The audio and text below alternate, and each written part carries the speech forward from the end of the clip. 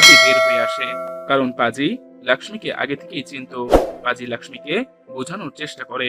তখন লক্ষ্মী বাকি লোকদেরও বের হয়ে আসতে বলে, কিন্তু মাথামোটা গোপাল আবারও চালাকি করে তাদের উপর গুলি চালাতে থাকে, যেখানে রেবেল গ্যাংয়ের অনেক লোকের সাথে সাথে লক্ষ্মীও মারা যায়। আর এই শুটআউটে দানেশ, লাভলি, পাম্মি ও পাজিও মারা যায়, কিন্তু কোনো রকমে গোপাল সেখান থেকে বেঁচে ফিরে আসে। পরে সে পুলিশকে এসে তার কাহিনী শোনায় যে রেবেল গ্যাংয়ের লোকেরা তাদের উপর অ্যাটাক করেছিল, আর তাদের বিরুদ্ধে লড়াই করতে গিয়ে তার সাথীরাও মারা পড়ে, শুধুমাত্র সেই ভাগ্যক্রমে বেঁচে যায়। পরবর্তীতে আমরা দেখতে পাই গোপাল সেই ভ্যানের সব টাকা লুট করে ফেলেছিল, আর সেই টাকা দিয়ে সে ফরেনে মজা করতে চলে যায়।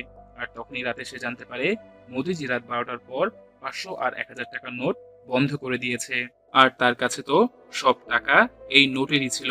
তাই এই খবর শোনার পর গোপাল এত কিছু করার পরও ফকির ফকিরই থেকে যায়, কারণ লোভে পাপ, পাপে মৃত্যু।